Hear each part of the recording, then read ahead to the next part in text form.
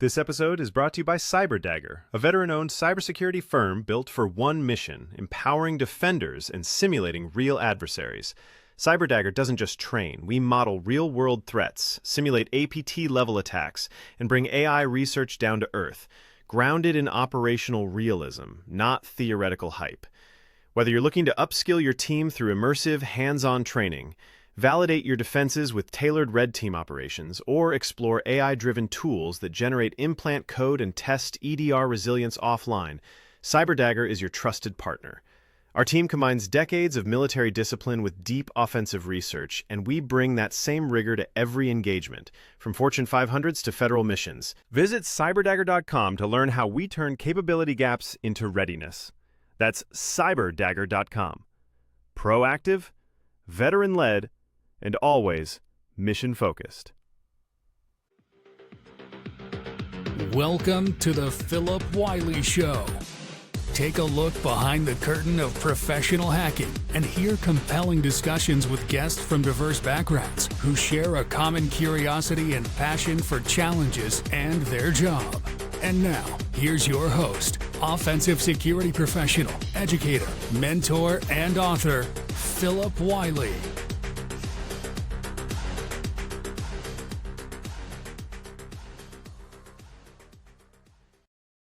Hello and welcome to another episode of the Phillip Wylie Show. Today I'm excited to be joined by John Rodriguez from Cyber Dagger. We got to meet at Hack SpaceCon recently, and we were kind of in the same area, and we connected beforehand, but we got to meet and talk at Hack SpaceCon, and it's really kind of cool to hear the stuff that John's doing. You know, there's a lot of businesses out there. People are in business to make money, and that's totally understandable, but it's kind of cool to hear the way he's helped out some organizations that otherwise couldn't afford the level of service that he provides. So it's really cool to hear that story, and I really wanted to share that story. So he'll get to kind of tell you about his background and what he does in his business. So welcome to the show. Thank you, Philip. Really honored to be here. And yeah, absolutely. Frankly, a lot of it just comes from my experience, how I grew up, kind of the values that were still instilled in me. I wasn't always, into the hacking space. I grew up in a small town in the mountains. My father, Army Corps engineer, but always showed me electronics and computers, and I just wanted to tinker and pretty much break things like a boy does out in the country.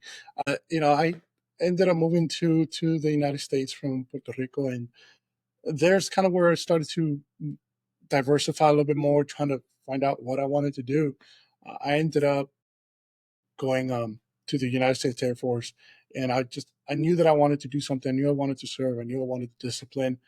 So I said, what's the first thing that's going to come down the pipeline? And I ended up doing weapons armament specialist. So essentially, I was working on F-16s and AC-130s, working on the weapon systems, maintaining that weapon system and loading weapons for, mission sets and things of that nature. It really helped me develop a lot of grit and understand what, our mission was and the things that we did to secure, our interests. But it also allowed me to get a different perspective. One thing that I always learned, right, working out there, it was 130 degrees outside in the sun and you're getting burned, was that, without essentially a bunch of us, right, it's not just weapons. You have a bunch of different career fields that come together to make sure that airplane is able to fly. And I take that same mentality into security, right? There's so many different areas within just IT, security, you name it.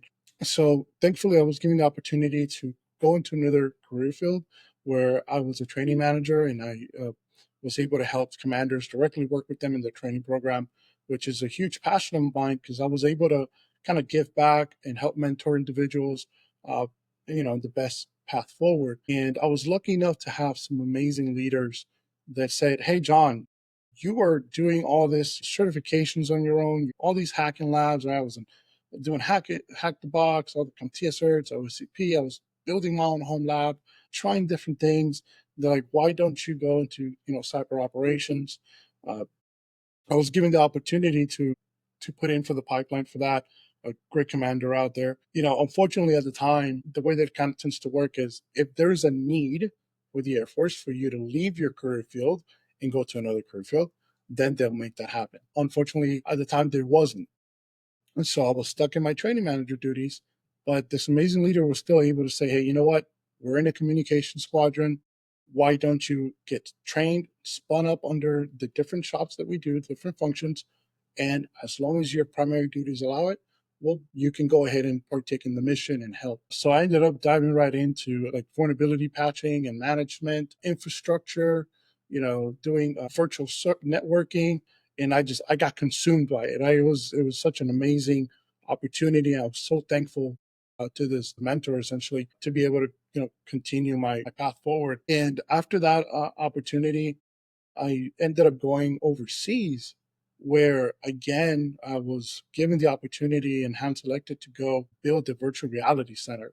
And I was like, wait, you guys want to build a what? And they wanted to build a virtual training reality center for helping individuals train more efficiently in the C-130, and how different career fields can learn different jobs and kind of help each other out, right? Not just wait on one guy to finish doing probably hydraulic work and the other guy do the engine work, right? So they can be more efficient together. So I was blessed with the opportunity. Frankly, we built an amazing reality center where then I was given the opportunity to go and oversee the different security systems and information systems across the entire organization there. Again, they were able to recognize that I had a passion for these aspects in security.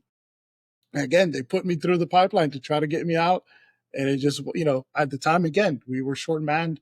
And I was like, I understand. No worries. As long as I can still serve and do my mission, I was still learning. As the years grew, I was able to have other mentors, especially in the civilian side. A dear friend of mine, he really helped shape the way that I look at security and the way, particularly the sector of K through 12 healthcare. So when I got out and I said, okay, you know what, I want to go do this outside. I got out. I was, already did cyber operations. I did some red teaming, I did some education training for mission defense teams, and I went to one of the big fours for consulting. And amazing team. They're fantastic. Welcomed me with open arms. I learned a lot. But what I ended up kind of seeing the disparagement is, if you can't afford the 6-7 figure service line, well then you don't get the service, right? There was no, whether it was a discount or whether it was a payment plan, right? It was either you can afford it or you can't. And I understand everybody has to make money. We all have families and businesses. I understand that. So that always stayed with me. And as I progressed through my cyber career, building red teams and certifying red teams, doing more research and security stacks, I noticed that K through 12, specifically from my mentor out in New York, they just were not, being serviced what I consider kind of white glove service. One thing with K through 12 is that their budgets are constrained for 2 or 3 years sometimes, so they don't have a lot of wiggle room. And my mentor, through his company, was able to still provide defensive blue team services, talk services. And one thing that really caught my eye was that if they could not afford it at the time, they would still provide the service. They recognized the importance of safeguarding that environment, whether it was a clinic, whether it was a legal office. They, and it kind of spoke to me, right? The way that I was raised. So we've had a wonderful partnership, anything and everything that they need in terms of, the kind of the red team service line, the offensive security service line. Been incident commander as well several times. And I took that with me. And now, especially looking at veteran owned businesses, nonprofits, small businesses, even medium sized businesses, sometimes, it's one of those things like, hey, we need an audit, or we have this requirement to have a pen test, but we just do not have the budget. And for me, it's okay.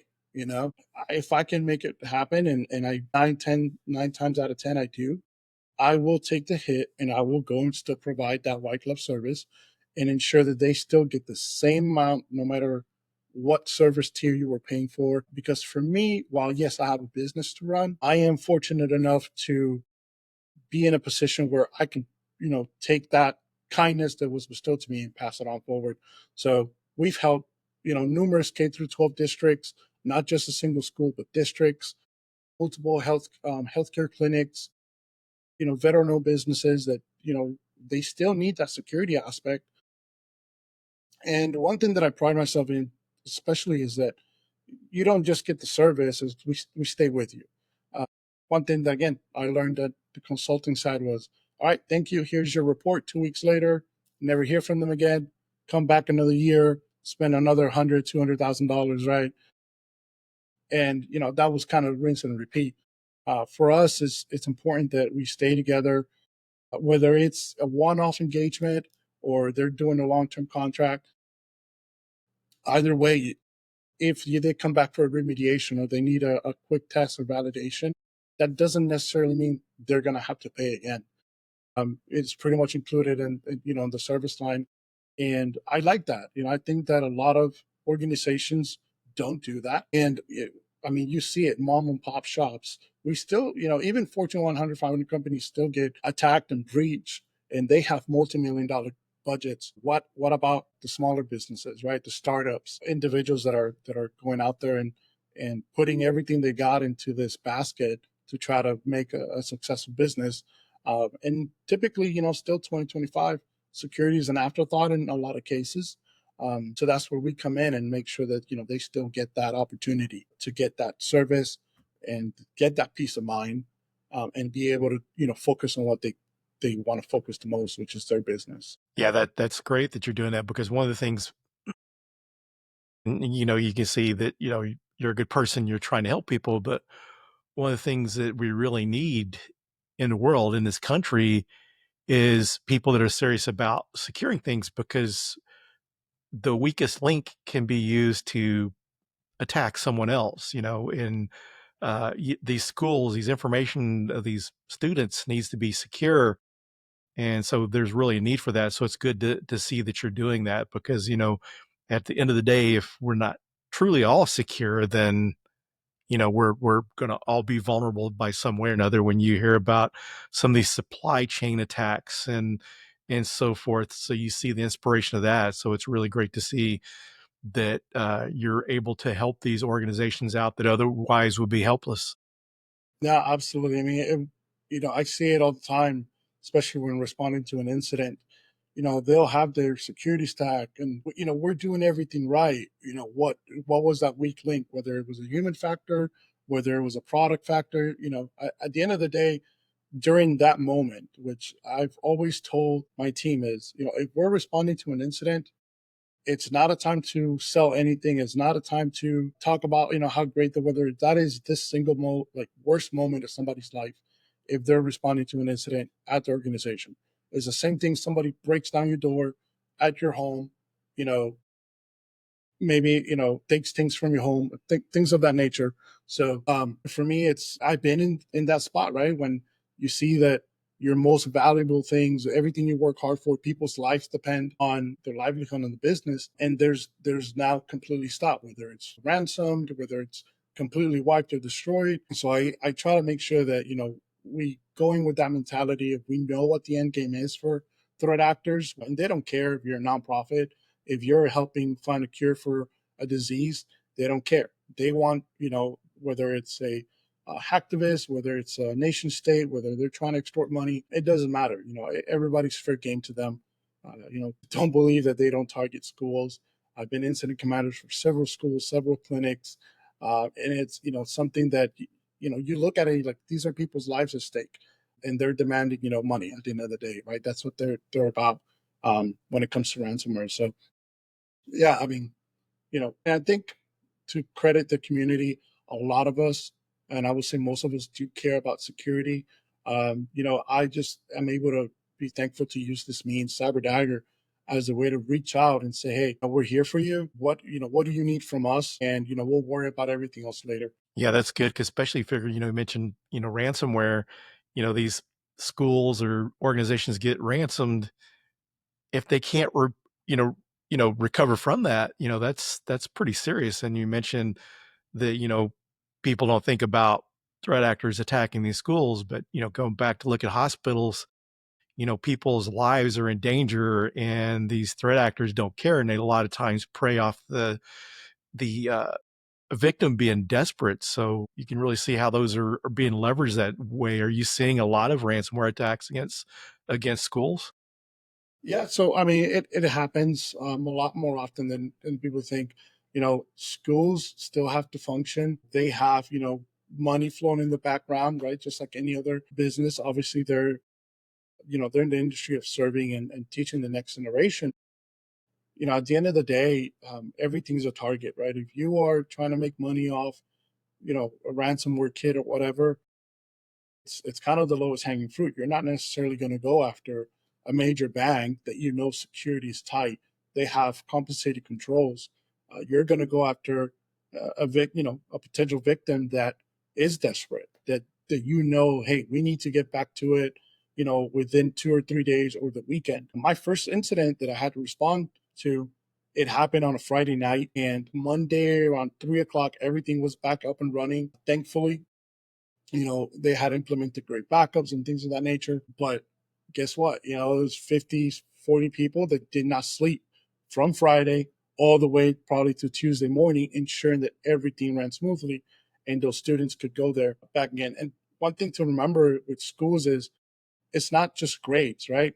There's personal information, there's healthcare information, there's financial systems, there's schools that are connected, to other partners and entities, right? Where you have a supply chain attack or upstream attack. So I mean, they're just as target rich as any other industry sector.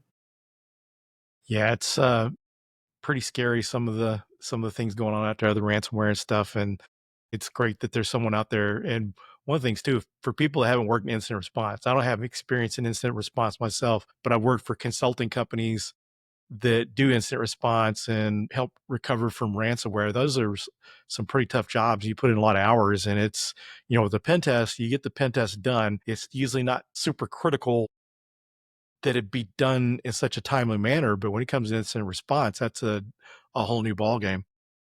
Absolutely, and unfortunately, when it comes to an incident, right? If you're looking at especially the impact that it has, you and sometimes you could be in the middle of a pen test, you could be in the middle of a red team, and you see an indicator of compromise, right? That is probably for me the worst case scenario. Thankfully, I've only experienced that one time where we were doing a red team engagement, and we saw IOCs indicators of compromise, and it turned out to be an actual threat actor, which I cannot fathom to understand. What the client really felt, but it was everybody stopped. Kind of the red phone goes up, and we switch over to, hey, do you want it? Do you want incident response? What's your plan? How can we help? But we stay out of the way, right? Luckily, they wanted our help, and we were able to assist. But it is and before I even got into incident response and threat hunting, everybody's incident response. I go do the fun stuff, the pen test, the red team, right? But frankly, a lot of my most rewarding nights, sleepless nights and weekends, has been performing incident response, which it's an interesting to kind of marry both the adversarial mindset with the blue, right? Kind of perform that prop one incident response, but it's a area that it's just as critical in our industry. Yeah, I would say typically you're probably more than likely to come out the hero on instant response than you are on a pen test or red team, because people don't always, the IT folks and the blue teamers aren't always so happy with all the, the vulnerabilities you find. So at least with instant response, people are appreciative of what you're doing. I mean, it's kind of interesting because there's a guy here locally, David Cowan. He's a SANS instructor. He started out as a pen tester. He was working as a consultant. He was doing instant response and pen testing. But there were so many times he did pen tests that people didn't remediate. It was just to get that check mark. They just need the pen test. They weren't serious about remediation. And he would come back to retest later on or come back a year later, and all these things were still there. They had been remediated, and he felt like his work was going to waste. So then he is solely focusing on instant response and digital forensics now. And we've seen that a lot. I mean, whether I was in consulting on the federal government or civilian sector, you see it a lot. And I think for me, once you do two or three of the same client and it's the same vulnerabilities and you show the same impact, and unfortunately for whatever reason they have the same reaction, that they thought it was remediated, X, Y, and Z, it kind of makes you think a little bit different. Like, hey, maybe they don't know how to remediate, right? It's easy to say this patch, this remediation, but maybe it's a business critical service, right? It's a or an asset that can't go down. So that's kind of where we, change our mindset from red to more purple and say, well, how can we help you tighten those controls? And for example, with our platform, one thing that I've been doing a lot more is when it comes to these type of clients where they're, hey, we can't remediate this, this is critical, but we can put a compensated control, whether that's an EDR vendor or a different security stack. Then the mindset shifts. Now they're trying to see who to go with, what's going to be compensating enough, what's going to be best for the businesses. And that's kind of where when we'll shift our mindset and say, you know what, without any bias, we'll go ahead and test both security stacks, right? So essentially what they'll want to do is, and we see it a lot, whether it's K through 12 or healthcare, they don't have a lot of budgets, right? So they're not going to go and spend, $1 million here and the next quarter say, well, that EDR vendor or that security vendor didn't work out. We need to switch over, right? Normally they'll be locked in for that year or 2 years, whatever that they signed their deal with. And one thing that they'll do is, which I love being part of, is I'll sit there in the sales call, right? And they'll have their scripted demos. And I will say that I had helped a EDR vendor prepare for a MITRE evaluation from the offensive side, right? And a lot of the things that, for me, the way my beliefs are, you cannot depend, just like your life, right? Your livelihood, your business, on a demo in a static environment that is not representative of all the millions of things that happen in a production enterprise environment. I understand that there's again the making money, the marketing, sales, but just because you detect 100% or you quote unquote prevent 100% of a known threat actor's public techniques, and procedures and tactics does not actually equate to a real world enterprise environment. And that's kind of where I take it upon myself and say, you know what, we needed to do something different. So what I end up doing is we'll deploy our platform, we'll deploy our operator, and we'll sit right there and say, all right, whether it's a custom environment that they're deploying, a test environment, or in production, obviously there's a lot of safeguards that go into the production side of things. But what we end up doing is enhancing the operator's ability, just like an advanced threat actor group, right? There's a lot of synergy between development of the capability and the operator. We'll enhance the operator's capability to say, you know what, they claim to detect these specific technique IDs. Great, they can detect that. Okay, what happens when we add complexity to mix? What happens when we start emulating real defensive, evasive strategies, right? So we'll start, we'll develop everything in house, all the capabilities. Because a lot of the times what you'll see is that they're going to go and pull whatever thing from GitHub or other repositories that are open source or e-signature, and that again does not represent a real world adversary where they may be doing a custom tooling job from the ground up. So we take that and we replicate that in everything that we do for every single client. So one thing that we like to say is do not focus on for example, what we call a dropper, right? That's going to actually run the malicious payload. Focus on the behavior and the heuristics that you see of what we're doing throughout the network, throughout the environment. Because you can drop something on disk on a workstation, and that you may be able to detect it, but if you cannot stop it as it moves through the environment, then great, you detected it, right? What good does that do? Especially now threat actors moving into more ransomware, more advanced capabilities. They're researching, ADRs, XDRs, reverse engineering. And while we don't see that often being highlighted in our industry, threat actors are doing that every single day. They're finding whether it's a logic bypass or whether it's being able to bypass a certain vendor's, file scanning, things of that nature. That's kind of what we enjoy doing. And we'll, work it through the paces. We'll have our platform. We'll make everything happen. We'll rework even your typical process injection, right? The most EDRs will definitely pick up, and we'll rework that into a way that, hey, now it wasn't able to pick up, but what was it able to pick up? Is it step one, step two, step three?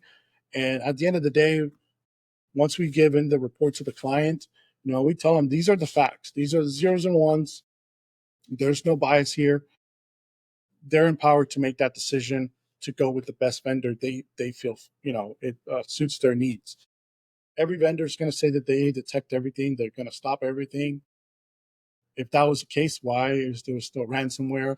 Why is there still breaches happening? Sometimes we've been in operations where we stay undetected for 3-4 months against market leading vendors.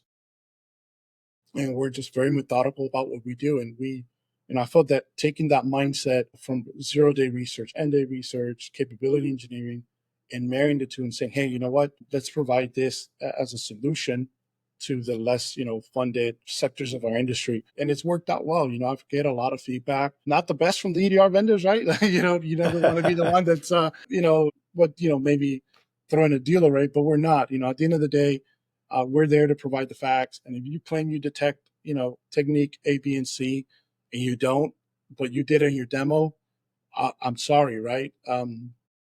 And I think that's a disservice to the clients, right? They're paying money for these services. And I'm not saying the EDRs are bad. They're not necessary. I think they're absolutely crucial part of your technology stack, but they're not the silver bullet, right? There's a lot of things that need to happen to make that product effective. And just saying install our product and you're good to go, frankly, it's not true. So, and a lot of these organizations just don't have the talent or the resources to have 24/7 SOC, a 24/7, detection engineer and tune everything out, all the noise, and get a baseline for their environment. Sometimes it's one individual, two individuals, and they're protecting, 50,000 endpoints. Like, how is that, feasible in any way, right? So we try to get them to make that, the best decision that's for their use case as possible. Yeah, that's pretty interesting. So really more the adversary piece, the red teaming, true red teaming that you do, how was that shaped by your time in the military? Did that really seem to help you learn how to do that better? Because some cases, there are red team courses and stuff that are specialized in adversary emulation, but I would just kind of venture to think from your background that maybe that had some kind of influence.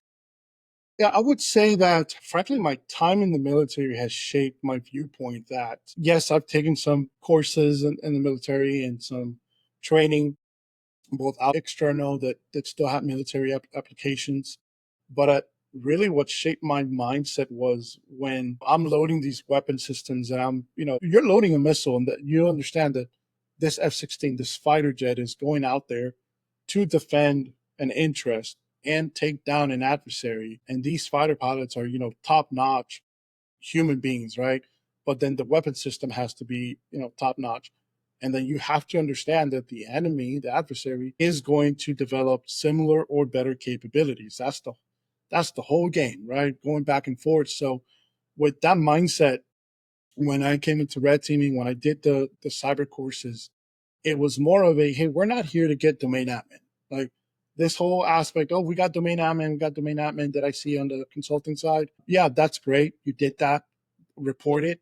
But when you're starting to think like a true adversary, what are you going to go after, right? Are you going to go ahead and make all the noise in the world or run all these scans, or are you going to have a strategic objective? And that's typically the difference that you see from we'll have an objective based campaign, but when you start looking at adversary emulation or just kind of what I try to teach, especially the younger talent coming through, is you can be a great red teamer, but once you start getting more into the adversarial thinking, that psychology, and you're able to help translate that through the business line to your client and say, hey, you know what? Yes, we can get domain admin, but without domain admin, we can go ahead and start, exfiltrating your trade secrets, or we can go into the side of the network that's for research only or finance. And you start thinking of, the geopolitical consequences and objectives and different threat actors. That kind of paints a bigger picture, right? It's not just red teaming for one organization and you get, the domain admin, and that's it, and report, come back again, we'll do it again next year.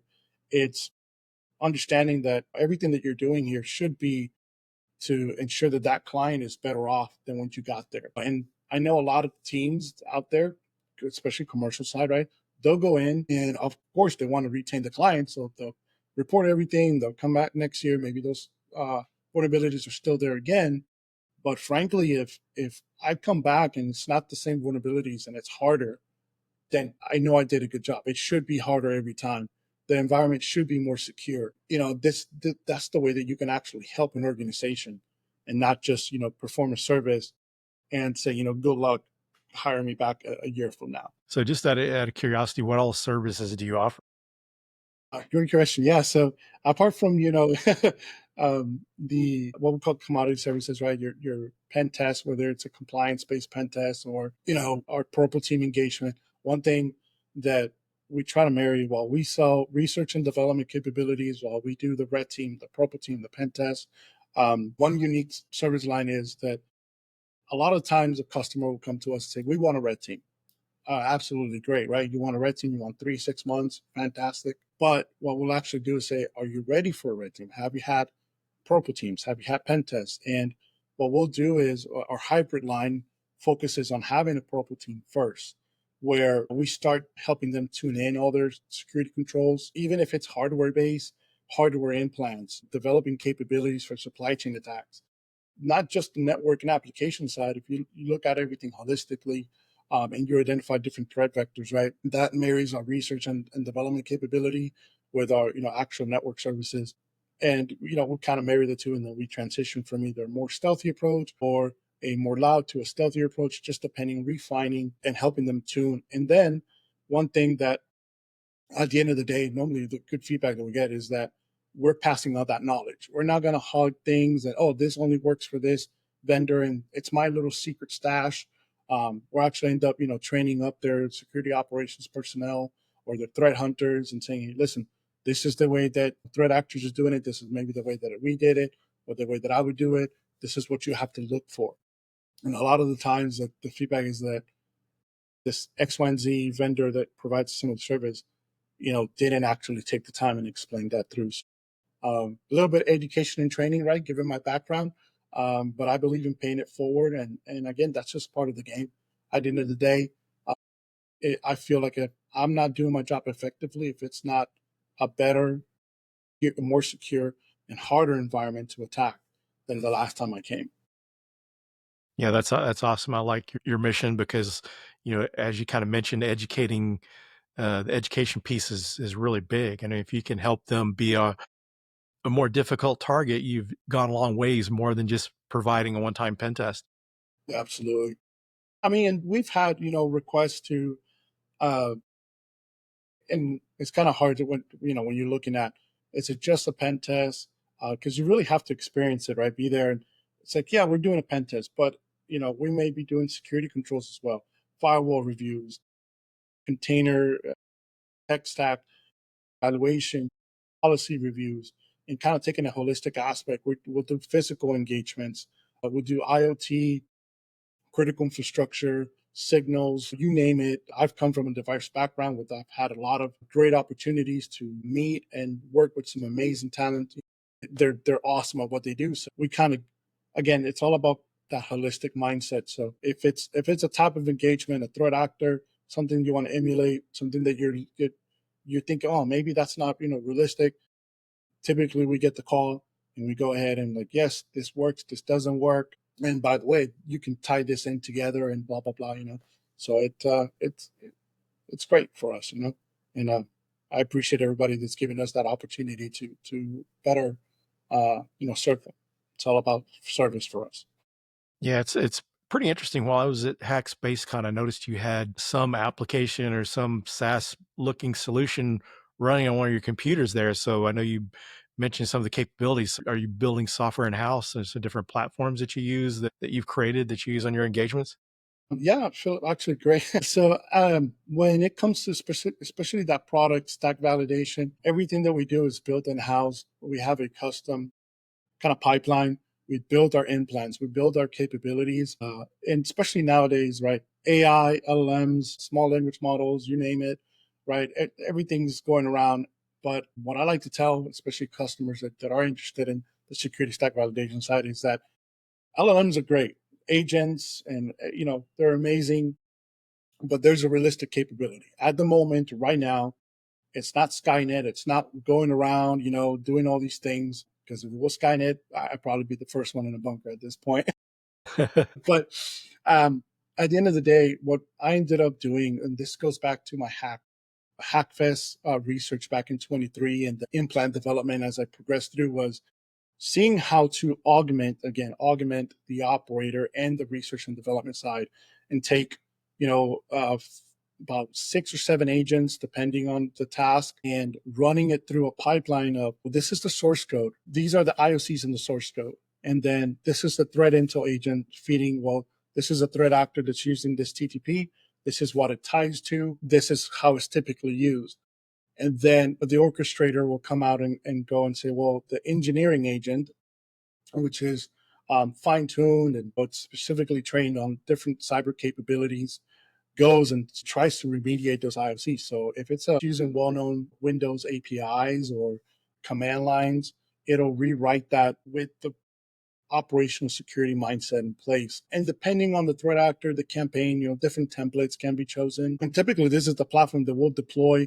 And everything's offline. Let me start that. We don't use any online assets at all. We have privileged clients. We have clients that house, critical data, financial data, healthcare. And that's one thing with these platforms. When I was doing my research, is that you can use all these, different platform providers, GPTs and stuff, but you never know where that data is going to. You never know how it's being used.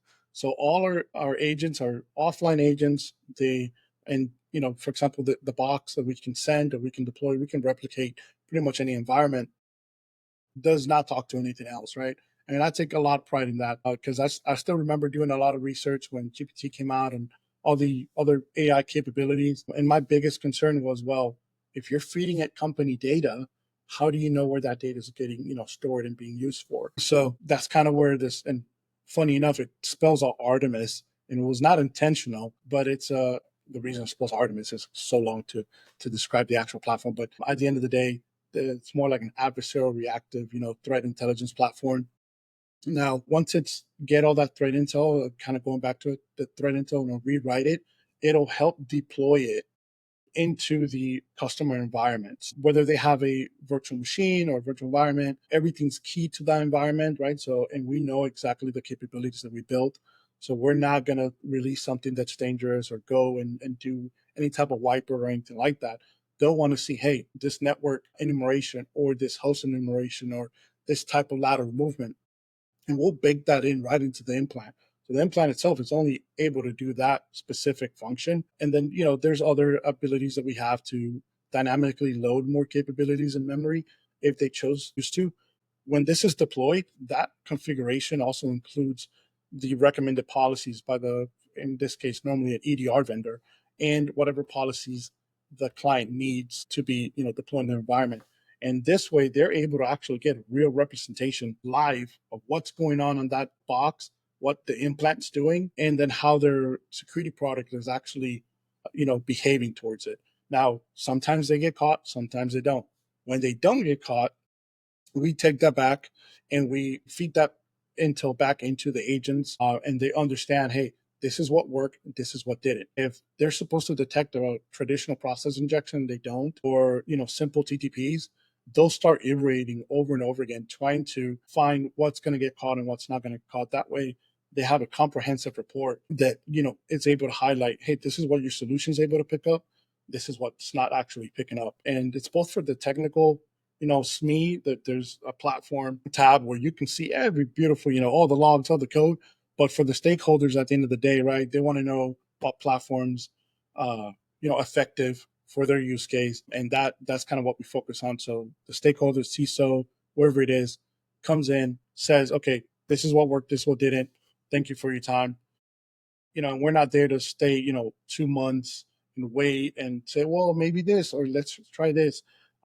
Again, we pride ourselves on one, offline, non-biased, and being able just to give the facts out to the client so they can make that best decision moving forward. Yeah, that's awesome. It's very cool services. So kind of want to kind of switch gears and kind of get into some career advice. So, I mean, there's so many options out there for folks that want to get into offensive security, but to be able to do the truly unique stuff you do, how would someone prepare themselves to get that education to do the kind of stuff that you're doing? That's a great question, Philip. And I just did a similar discussion on SANS new to Cyber Summit. My talk was on how to get into pretty much what I'm doing. I know adversarial emulation and offensive security. And I'd say the first thing, and I still believe this to this day, it's just the mindset, right? You have to have a mindset where, and you can train the mindset. It's not that you have to be born with it and magical, but train the mindset of curiosity, of, you know, it could be a simple toothbrush, right? How does it work? Why is it connected to the internet? Just have that innate curiosity to look for more and start peeling back layers. And I'm a firm believer in hands-on application and training. There's a lot of vendors out there that have immersion certificates and colleges with amazing programs, which is all fantastic. And you can go to every single Ivy League out there and get every single degree, but you need hands-on experience, whether that's a small lab, whether that's taking an internship, finding a mentor. I wouldn't be where I'm at today right now, Philip, if it was not for my mentor and them taking a chance. And one thing that I'll say is, especially for us more senior individuals in the industry, take the chance in mentoring someone else. Being a mentor is not just telling somebody what to do and how to do it and what worked for you. Being a good mentor, it's, understanding that person's strengths, weaknesses, how they learn, what they want to do, recognizing that maybe they need a different mentor, and kind of putting that circle together, and helping them. I've had, especially years ago, when a lot of my close friends, like, hey, I want to get into what you're doing, but I don't have a server to buy. It's like, it's okay, you don't need to. Come join mine. Learn how to do site to site VPN, how to do this and how to do that way you get that hands-on experience. I'm not going to go down the rabbit hole of certs or degrees, but I think all, theoretical knowledge is great. Get it, or how you can read the blogs, read the research, how they're doing it, and then just take time to kind of dive into it and get hands on, and don't be in a rush. This is a field, an industry where you cannot know everything. And if you think you know everything, you're wrong, first of all. And that's what I love about the field so much, right? There's always something new to learn. Things are evolving. AI, agents, whether it's aerospace or there's, actual space, like Hack Space Con where we were at, there's so many different technologies being used. There's healthcare, there's automotive, aerospace. You know, find something that you enjoy doing at the end of the day and that has your interest. I have dealt with ADHD a lot, long time in my life. And for me, getting bored and kind of losing interest, but in this field, I was able to jump from front end, back end, servers, databases, healthcare, devices and hardware. Find something that you like to do, right? And stick to it. And it will come in time.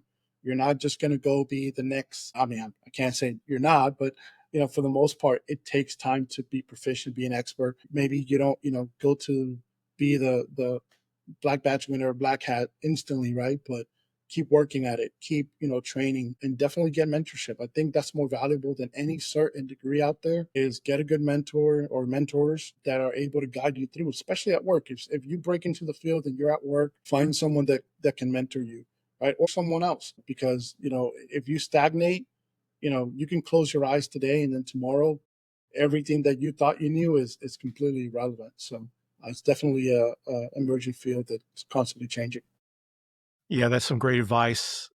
Mentoring, definitely, finding something you're interested in. That's awesome advice. But one of the things I want to really emphasize too, that people don't get this advice enough, is the part about don't rush it. Because if you rush through learning something, there's so much things that you'll miss out on. And then you got to go back and learn it over again.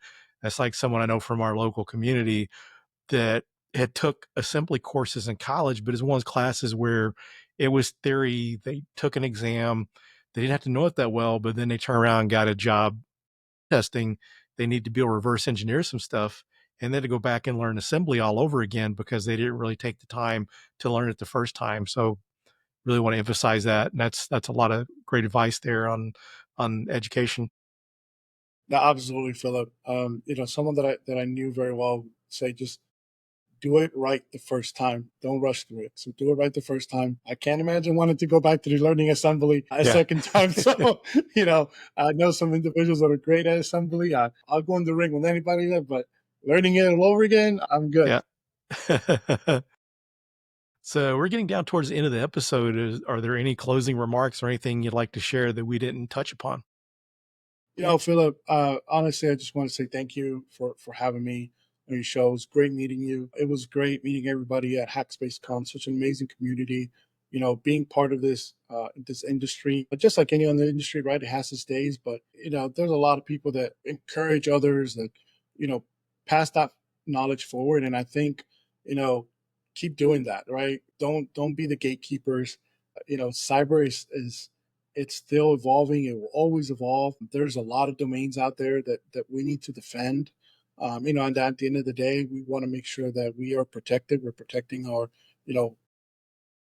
your whatever nationality, whatever country you want to protect that critical infrastructure. Just think of your neighbor, right? At the end of the day, leave it better than what you found it. Frankly, I know a lot of people say that, but if you really go down that road, especially in this field, at the end of the day, you want to make sure you're doing a positive impact.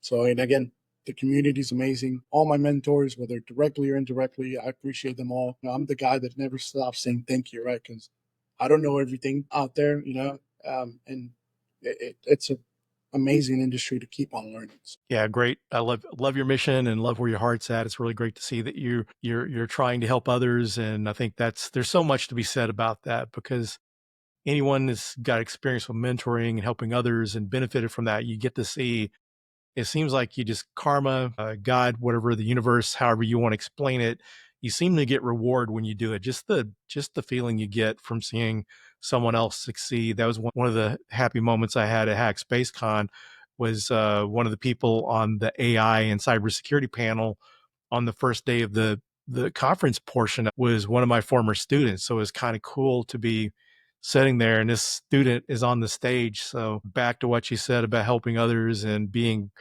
grateful. That's some great advice. No, that's awesome. I bet that felt amazing. So, no, thanks, Phillip. I really appreciate it. Thanks again. I enjoyed the conversation. I'll look to more conversations, and this won't be the last time. So definitely look forward to talking to you some more. You're doing some really cool stuff. It'd be cool to see more about what you're doing. It sounds really fascinating, because I just don't really hear of a lot of companies that are doing that level of pen testing. You hear about the commoditized pen testing, the compliance-based pen testing, but just to be able to provide what you do at all those levels is pretty amazing. No, absolutely. And yeah, Phillip, there's a lot more coming up. We're releasing more about weekly blogs for our platform, helping others understand why it's needed, how it's helping solve that problem. And again, just trying to pay it forward. I've learned a lot of great things in this industry. I have my mentors when it comes to AI and whatnot. So, at the end of the day, that's what I live for, is trying to, serve others. So thank you again, Phillip. That's awesome. Thank you. And for anyone listening, we're going to have links to his blog in the show notes, as well as his company and any other information that we'll share out there in the show notes. So it's easier for you to find and learn more about Cyber Dagger and John Rodriguez. So thanks again, John. And it was an awesome experience and honor to have you on the show. Thank you so much, Phillip. Have a great day. Thanks. Thanks, everyone. And we'll see you on the next episode. Thank you for listening to the Phillip Wylie Show. Make sure you subscribe so you don't miss any future episodes. In the meantime, to learn more about Phillip, go to thehackermaker.com and connect with him on LinkedIn and Twitter @Phillip Wylie. Until next time.